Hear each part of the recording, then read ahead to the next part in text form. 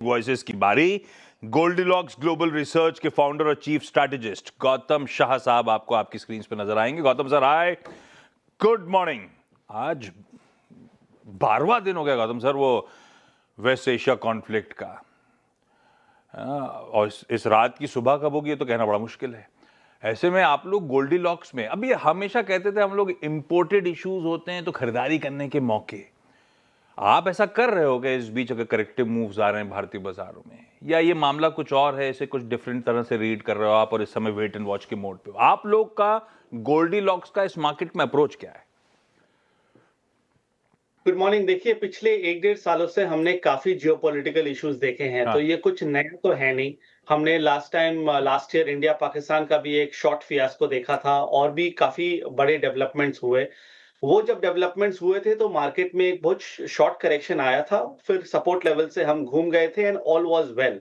अगर आप पिछले 6 महीने का डेटा देखें तो US markets life time highs पे ट्रेड कर रहे थे, यूरोपियन मार्केट्स अच्छे कर रहे थे और एशिया में तो इतनी बड़ी मूव्स थी। अगर आप कोरिया देखें, ताइवान देखें, चाइनीज मार्केट्स देखें तो सब अच्छे कर रहे थे।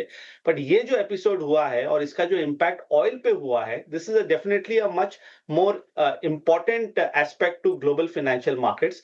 इसके कारण अगर आप देखें वर्ल्ड मार्केट्स थोड़े से नर्वस है and rightfully so. Indian markets are a lot more nervous, again rightfully so. और मेरा मानना है कि स्ट्रक्चर काफी खराब हो चुका है जिस तरह से हमारा एक्शन रहा है पिछले 2 महीनों में, क्योंकि टेक्निकली स्पीकिंग हम अभी लोअर टॉप्स और लोअर बॉटम्स बना रहे हैं। तो जब हम डाउन ट्रेंड में हैं तो वहां पर एक होप रखना कि बाजार ठीक हो जाएगा, I don't think is the right aspect. So अभी भी सेटअप काफी खराब है। इनफैक्ट हम पिछले 1-1.5 महीने से कॉशियस रहे हैं बाजार पे।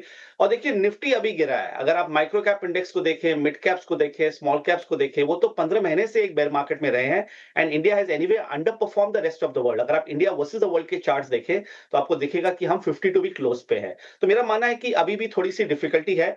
निफ्टी और नीचे जा सकता है और 23,800 का बड़ा सपोर्ट था जहां से हम 2 दिन पहले घूमे हैं।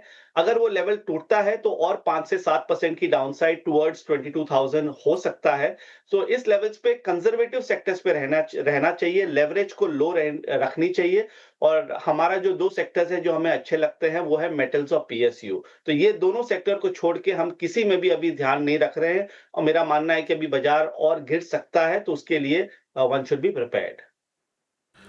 ओके अच्छा गौतम जी, ठीक है, दो कंस्ट्रक्टिव स्पेस भी आपने जिक्र किया, बट जो आपने एक एजम्पशन दिया है कि 23,800 के नीचे 5 to 7% का डाउनसाइड और खुल जाएगा, in that case preferred shorts क्या होंगे या फिर कौन स्पॉन्सर करेगा उस डाउनसाइड को? देखिए, मैं ये कहते आ रहा हूँ कि मार्केट में लीडरशिप नहीं है, क्योंकि अगर आप निफ्टी का कॉम्पोजिशन देखें तो आईटी, बैंक्स और रिलायंस, अगर आप ये 3 बड़े हेवीवेट्स को अगर आप पकड़े तो वो 50 to 60% ऑफ द निफ्टी है और अभी तीनों का ही सेटअप खराब है। हमने देखा है कि पिछले 3-4 महीनों में आईटी ने क्या किया। इस लेवल्स पे भी मुझे लग रहा नहीं है कि वो बॉटम आउट होगा। 30,000 के नीचे चल रहा है। मेरा मानना है कि 28,400 और 26,000 तक आईटी इंडेक्स जा सकता है। तो अभी भी आई don't think the worst is over for the IT space. Reliance industries 1400 के आसपास होल्ड कर रहा है, एक रेंज में है। 1300 से 1400 का बड़ा एक सपोर्ट है, तो वहां पर ये रहेगा। और बैंक्स में जिस तरह की फॉल आई है पिछले 7 दिनों में, पहली बार 6 महीने में बैंक्स खड़े थे, पर ये जो 7 दिन में जिस तरह की फॉल आई है बैंक निफ्टी में, I think that has impacted the entire market. और मेरा मानना है कि बैंक निफ्टी धीरे-धीरे 53,500 तक चला जाएगा। तो ये 3 सेक्टर्स तो वीक हैं, जहां मुझे लगता है कि और डाउनसाइड है। और ऑटो सेक्टर, मेरा मानना है कि अभी जो दुनिया में हो रहा है, ऑयल में जो हो रहा है और जिस तरह की कंजम्पशन की जो रिवाइवल की जो बात हो रही है और जहां पर कंसर्न्स है, ऑटो सेक्टर मेरे हिसाब से एक अच्छी शॉर्टिंग अपॉर्चुनिटी है, जहां मुझे इंडेक्स पे 10 से 15% का डाउनसाइड लगता है। एफएमसीजी तो ऐसे ही खराब है, तो वहां आप ज्यादा कुछ कर नहीं सकते हो। और pharma has made a good comeback in the last 10 days, तो फार्मा हमें इनफैक्ट पॉजिटिव साइड पे लगता है। So that's a broad overview on the question that you asked. Okay, interesting बात कही गौतम जी ने। यहाँ पे बाजार जहाँ जहाँ प्रॉफिट्स हैं उसको लोकेट कर रहा है। आई मीन निफ्टी बैंक, इसमें एक रिस्क है कोलैप्स का। और जो सेकंड बात कही गौतम जी ने वो है कि सब्सटेंशियल प्रॉफिट अभी पड़े हुए हैं आपके ऑटोज़ में, वहाँ एक कोलैप्स ड्यू है पॉसिबली। अच्छा गौतम जी, आपने जो कंस्ट्रक्टिव स्पेस रखे उसमें आपने फार्मा का जिक्र किया, आपने उसमें मेटल्स का जिक्र किया, उसमें आपने पीएसयूज का जिक्र किया।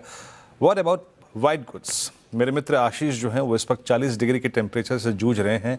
वोल्टास पे उसका रंग छाया हुआ है, ब्लू स्टार पे। क्या लग रहा है, I mean white good deliver करेगा कुछ समय, छोटे समय के लिए? देखिए, white goods are a derivative of the India story, और मेरा मानना है कि व्हाइट गुड्स की जो स्टोरी थी पिछले 3 सालों में, that has already played out, और उसके वैल्यूएशंस काफी इन कंपनीज के are extremely elevated even at these levels. So market क्या है, ग्रोथ से वैल्यू में चला गया है, और in some sense Indian markets are going through a bit of a derating because of the entire AI disruption. ये जो डिबेट हम पिछले 6 महीने से इसके बारे में बात कर रहे हैं, मेरा मानना है कि वो डिस्ट्रप्शन रियल है, और उसके कारण there is some sort of a derating, और इसके कुछ आर्टिकल्स भी पिछले 2-3 दिनों में आए हैं। तो मेरा मानना है कि अभी कंजम्पशन रिलेटेड स्टॉक्स में नहीं जाना चाहिए, क्योंकि इंडिया की इकोनॉमी और इंडिया की ग्रोथ पे ही जब क्वेश्चंस है, तो इन सेक्टर्स में आपको नहीं जाना चाहिए, mainly because valuations are still very rich. ऐसा नहीं है कि ये सब स्टॉक्स में बहुत बड़ी वीकनेस हमने देखी है, तो अभी भी डाउनसाइड पोटेंशियल काफी है। So the key point is value stocks में रहिए। इसीलिए मुझे लगता है कि PSU stocks are probably the best bet right now. आपके पास डिविडेंड यील्ड है, आपके पास अच्छे मार्केट कैप है, आपके पास अंडर ओनरशिप है, और nothing to do with foreign policy जो मैं कहते आ रहा हूं। सो अभी मेरा पूरा फोकस अभी पीएसयू पे काफी ज्यादा है।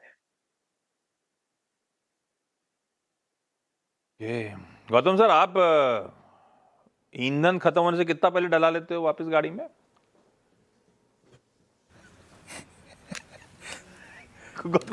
खैर Gautam sir, thank you so much आज जुड़ने के लिए। भाई साहब